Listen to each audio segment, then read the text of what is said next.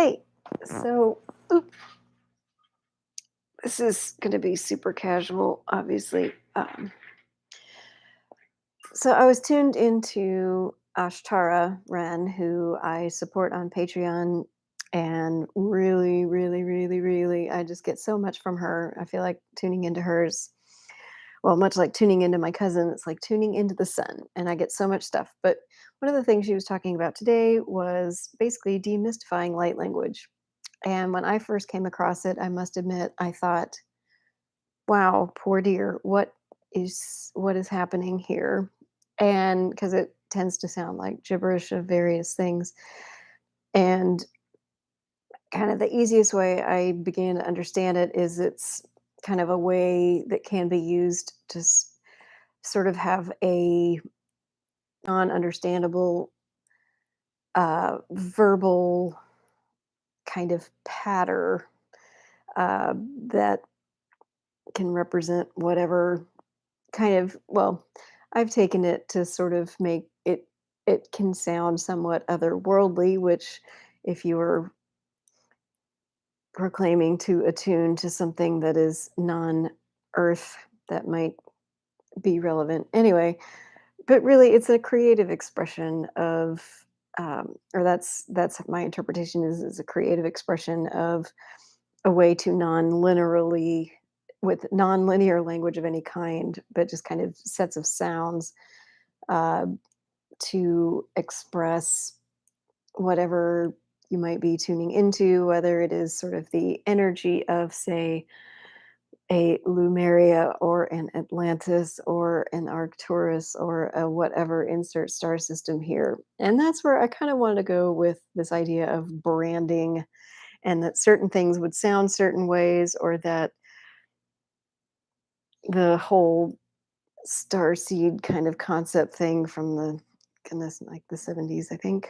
That was I'm a 70s child, so that's my era. Thanks. I'm Gen X.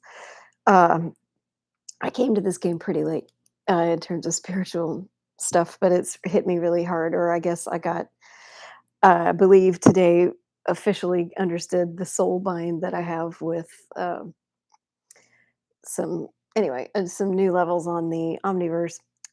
Anyway, back to like branding of star systems and there's a and I admit when I first was seeing all this, I was like, "Ooh, I can play in this sandbox. Like, what one am I? And how would I know?" And then I realized, no, everybody's spiritual experience, ideally, is that you are your own guru. Everyone is their own guru. And something I wrote down today after tuning into Ashtara, in all caps, was that if you're using it, like if you're using a pre-existing framework, like saying, "Oh, I am this much Pleiadian and this whatever." These are all names that human beings came up with, right? So they're stars. Now, and I'm a panpsychist, and I believe that consciousness is one of the core elements in the fabric of the universe in which I find myself. I don't think the universe is conscious as a whole entity. That doesn't really make sense to me. But anyway, each one of us is only going to have our own experience, right? So rather it feels, yeah, like if you choose to just kind of go with what's already there, then you're not giving yourself the possibility of a richer spiritual experience, right? So it's like you are your own architect of your creativity. So yeah, take when doing intuitive work, and that's why I'm excited about doing sigil work because I don't have anybody to follow in that world. I I have I'm going to be using a deck. It's an oracle deck and all it is symbols. And I got it on purpose that way because I was like all I want are just symbols that I can figure out what it is, but what I didn't know is that it was all going to come to fruition today on June 12th, 2022. Um anyway, back to this stuff. I mean, it is fun. I don't want to say it's not fun to play in the sandbox of different star systems and even Atlantis for that matter, which I believe is actually based on a Minoan place where I'm setting a novella that I've kind of walked away from. But um, what was I saying? Uh, oh, So branding, I mean, basically, we're all each representatives, or we have fractions. We are reflected back of every single bit of the universe already, right? So everybody's from everywhere. We're all the star stuff of the Big Bang. Great. So yeah, it's kind of fun to have categories like Myers-Briggs, and you can have your uh, star system family as well, and you can have your what stars are in the sky astrology.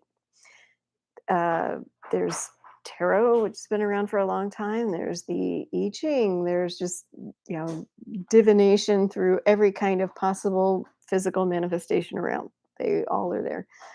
Um, but it's being tuned into yourself where you're going to find the best guidance, I guess. Anyway, so it's not to say it's not fun to play out there, but if you're new to it and you're thinking, "Oh, well, I want to look to somebody else to tell me," no need to do that.